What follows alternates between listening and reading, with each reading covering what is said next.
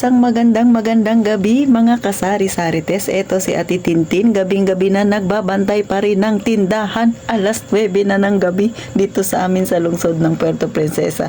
So kung maririnig ninyo yung mga ugong na lang ng sasakyan, mga asong kumakahul-kahul mga kasari. So dahil nagkaroon ako ng time, kaya ngayon ako nag-video. So kanina talaga mga kasari, wala akong time dahil sobrang busy ni Ate Tintin. Kung nakikita ninyo, medyo maganda ang itsura ng tindahan ko, mga kasari. Kasi nga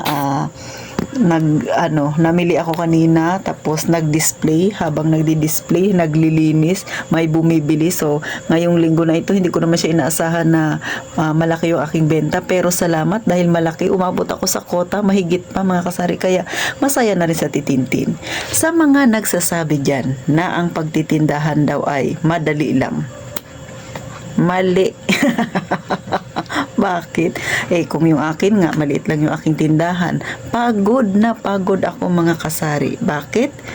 Kung ikaw ang mag-isa lang dyan sa iyong tindahan, wala kang kasama, kagaya sa akin, mag-isa lang ako. Ako opening, ako closing, ako namimili, ako taga-tinda, ako taga-display, ako taga-linis, akin din inventory. Akin lahat ng trabaho, wala akong katuwang, kaya ang pagod, solong-solo ko rin mga kasari.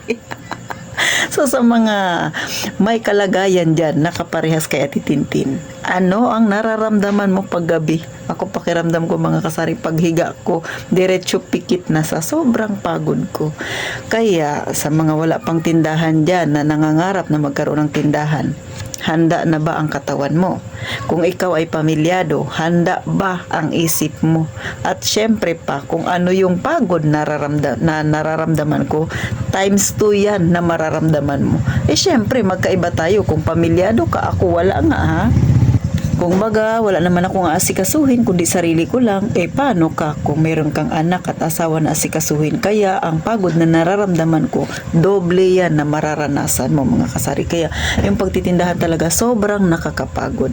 Pero kapag sa gabi nakikita mo yung benta mo at maganda naman yung kinita ng tindahan mo, abay, sulit din naman ang pagod na iniaalay mo sa iyong tindahan. Pero sa totoo lang, ang kita ay hindi kayang tumbasan ang pagod na mararanasan mo sa tindahan. Kaya yung pagtitindahan ay hindi yan siya pa chill-chill lang. Hindi yan siya pa relax-relax lang. Kailangan pag may tindahan ka, bukal sa puso mo kasi lahat ng pagod ay mararanasan mo. Sunod, ang pagtitindahan ay nakaka-stress. Bakit nakaka-stress? Lalo na kung mamimit mo yung mga customer mo na mahilig mangutang pero hindi marunong magbayad. Mga customer mo na nagpaparinig, nagpaparamdam sa'yo na gustong mangutang. Pero dahil kilala mo na nga, syempre ayaw mo magpautang. So marami kang maririnig na salita na kesyo ganyan, kesyo ganito mga kasari. Kaya ang pagtitindahan ay nakaka-stress nga, gaya ng sinabi ko mga kasari. Pero syempre, nasa sa inyo naman yan. Kung gusto nyong ma-stress, hindi pa utangin ninyo yung mga hindi marunong magbayad. Pero kung gusto mong maging maayos ang takbo ng iyong negosyo, magkaroon ka ng boundary sa mga ganyang klaseng tao. So ito ay payo lang at simpleng usapan lang nating mga may tindahan para ito sa mga gustong magkatindahan. At kung ikaw naman na nanonood ngayong gabi kay Ate Tintin ay may tindahan na, aba, pindutin mo ang like dahil alam ko relate na relate ka. At syempre huwag mong kalimutang mag-subscribe kung ikaw ay bago pa lang sa aking channel. Alam nyo, mga kasari, sa totoo lang pag nagtitindahan ka, kailangan kasama talaga yung puso. Kasi nga, yung pagod mo ay hindi mo na yan dibilangin dahil sa dami ng mararanasan mo. Pero, syempre, ang maganda lang kapag may tindahan ka, araw-araw may pera ka. Pero, syempre, hindi mo pwedeng gastusin yun kasi yung pera na yun ay para yan sa iyong negosyo. Kung kukuha ka man sakali, yun yung parte mo lang. Halimbawa, 20% lang yung iyong patong sa iyong paninda. So, kung ikaw ay nakabenta sa buong maghapon ng 2,000, so 400 lang yung iyo doon. Kaya, hindi mo pwede kukunin lahat na kung ano yung benta mo. Kung ano lang yung parte mo, yun lang.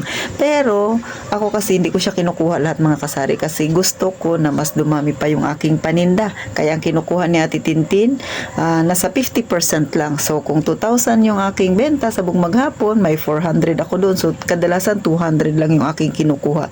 So yung 200, stay siya dyan, pang dagdag pambili ng iba pang pangangailangan ng aking tindahan. So ito ay simpleng usapan lang, especially sa mga wala pang tindahan. Tulong na rin ito sa inyo mga kasari. Ulit, maganda ang may tindahan, pero dapat marunong ka ring magdala ng pera ng iyong negosyo. Pangalawa, ang tindahan ay hindi basta chill-chill lang dahil marami kang gagawin diyan. Nakakapagod, pero syempre, kakayanin mo yan kung ang pagtitindahan talaga yung gustong-gusto mo at pinili mo. Kaya magdusa ka sa lahat ng pagod. At syempre pa mga kasari, mainam din talaga yung tindahan kung ikukumpara mo sa kung ikaw ay magtatrabaho. Ito ay personal na opinion ko lang mga kasari dahil sa sobrang tagal ko rin ng pagtatrabaho, mas mainam talaga yung may sariling negosyo. Pero syempre, lahat ng pagod ay sayo. Yan ang mararanasan mo mga kasari. So hanggang dito na lang, sana sa mga wala pang tindahan nakakuha kayo ng kaunting idea sa mga kung anong pinagagawa naming mga may tindahan. Hindi kita tinatakot, itinapakita ko lang sa'yo ang realidad ng totoong may ganitong negosyo. So paano mga kasari, huwag kakalimutang mag-like ha, at syempre mag-subscribe ka na rin kay Tintin. At gaya nga ng palagi kong sinasabi, mag-iingat tayong palagi mga kasari.